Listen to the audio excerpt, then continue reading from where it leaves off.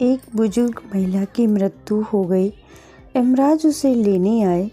महिला ने यमराज से पूछा, आप मुझे स्वर्ग ले जाएंगे या नरक में? यमराज बोले, दोनों में से कहीं नहीं। तुमने इस जन्म में बहुत ही ज़्यादा अच्छे कर्म किए हैं, इसलिए मैं तुम्हें सीधे प्रभु के धाम ले जा रहा हूँ। बुजुर्ग महिला बहुत ही ज़्यादा खुश हो गई और बोली, धन्यवाद, पर मेरी आपसे एक विनती है। मैंने यहाँ धरती पर सबसे स्वर्ग नरक के बारे में बहुत ही ज़्यादा सुना है, इसलिए मैं एक बार इन दोनों जगहों को देखना चाहती हूँ। यमराज बोले, तुम्हारे कर्म बहुत ही ज़्यादा अच्छे हैं, इसलिए मैं तुम्हारी यह इच्छा पूरी करता हूँ। चलो हम स्वर्ग और नरक के रास्ते से होते हुए प्रभु के धाम चलेंगे। दोनों चल पड़े। सबसे पहले रास्ते में नरक आया। नरक में बुजुर्ग महिला ने जोर जोर से लोगों के रोने की आवाज़ सुनी। नरक में सभी लोग बहुत ही ज़्यादा भूख प्यास से तड़प रहे थे। महिला ने एक आदमी से पूछा, यहाँ आप सब लोगों की ऐसी हालत क्यों है? आदमी बोला, तो और कैसी हालत होगी? मरने के बाद जब से यहाँ आए हैं, हमने एक दिन भी खाना नहीं खाया। भूख से हमारी आत्माएं तड़प रही हैं। बुजुर्ग महिला की नज़र एक विशाल पतीले पर पड़ी, जो कि लोगों के कद से करीब 300 फुट ऊंचा होगा। उस पतीले के ऊपर एक विशाल चम्मच लटका हुआ था। उस पतीले में से बहुत ही शानदार खुशबू आ रही थी। बुजुर्ग महिला ने उस आदमी से पूछा, इस पतीले में क्या है? आदमी मायूस होकर बोला, ये पतीला बहुत ही ज़्यादा स्वादिष्ट खीर से भरा हुआ है। बुजुर्ग महिला ने हैरानी से पूछा, इसमें खीर है तो आप लोग पेट भर के ये खीर खाते क्यों नहीं हैं? भूख से क्यों तड़प रहे हैं? आदमी रो रो कर बोलने लगा, कैसे खाएं? ये पतीला 300 फीट ऊंचा है, इसमें से कोई भी उस पतीले तक नहीं पहुंच पाता। बुजुर्ग महिला को उन सब पे तरस आ गया। सोचने लगी, बेचारे खीर का पतीला होते हुए भी भूख से बेहाल हैं।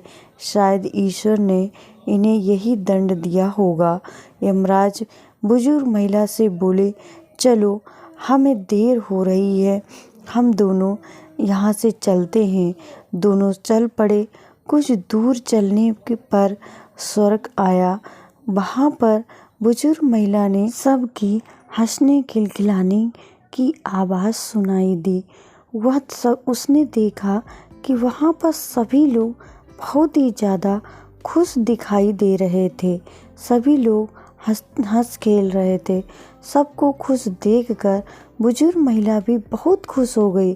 पर वहाँ स्वर्ग में भी बुजुर्ग महिला की नज़र वैसे ही 300 फुट ऊंचे पतीले पर पड़ी जैसा नरक में था। उसने ऊपर भी देखा, वैसा ही चम्मच लटका हुआ था। बुजुर्ग महिला ने वहाँ लोगों से पूछा, पतीले में क्या है? स्वर्ग के लोग बोले, इसमें बहुत ही स्वादिष्ट खीर है। बुजुर्ग महिला हैरान हो गई। उनसे बोली, पर ये पतीला तो 300 फीट ऊंचा है, आप लोग तो इस तक पहुंच ही नहीं पाते होंगे। उस हिसाब से तो आप लोगों को खाना मिलता ही नहीं होगा। आप लोग भूख से बेहाल होंगे। पर मुझे तो आप सभी इतने खुश लग रहे हो, ऐसे कैसे? लोग बोले, हम तो सभी लोग इस पतीले में से पेट भर के खीर खाते हैं। महिला बोली, पर कैसे? पतीला तो बहुत ही ज़्यादा ऊंचा है।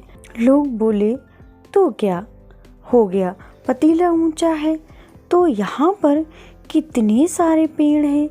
ईश्वर ने ये पेड़ पौधे, नदी, झरने हम मनुष्यों के उपयोग के लिए ही तो बनाए हैं। हमने इन पेड़ों की लकड़ी ली, उसको काटा, फिर लकड़ियों के टुकड़ों को जोड़ जोड़ के एक विशाल सीढ़ी का निर्माण किया।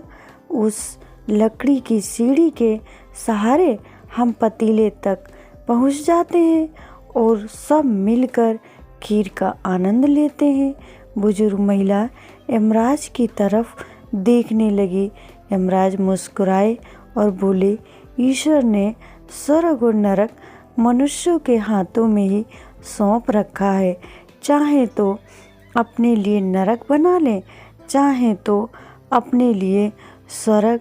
ईश्वर ने सबको एक समान हालातों में डाला है। उसके लिए उसके सभी बच्चे एक समान हैं। वो किसी से भी कभी भी भेदभाव नहीं करते। वहाँ नरक में भी सेम वैसे ही पेड़ पौधे थे, पर वहाँ पर सभी लोग भूख और प्यास से तड़प रहे थे। वो लोग बिल्कुल भी मेहनत नहीं करना चाहते थे। जो लोग खुद ही आलसी हैं, उन्हें खीर हाथ में चाहिए थी।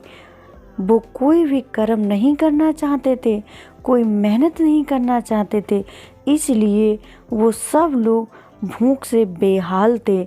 यही तो ईश्वर की बनाई हुई इस दुनिया का नियम है। जो कर्म करेगा, मेहनत करेगा, मेहनत का फल उसी को मिलेगा, उसी को मीठा फल खाने को मिलेगा। अर्थात स्वर्ग एवं नरक मनुष्य के खुद के अपने हाथों में ही है। मेहनत करें, अच्छे कर्म करें और अपने जीवन को स्वर्ग और नरक बनाएं।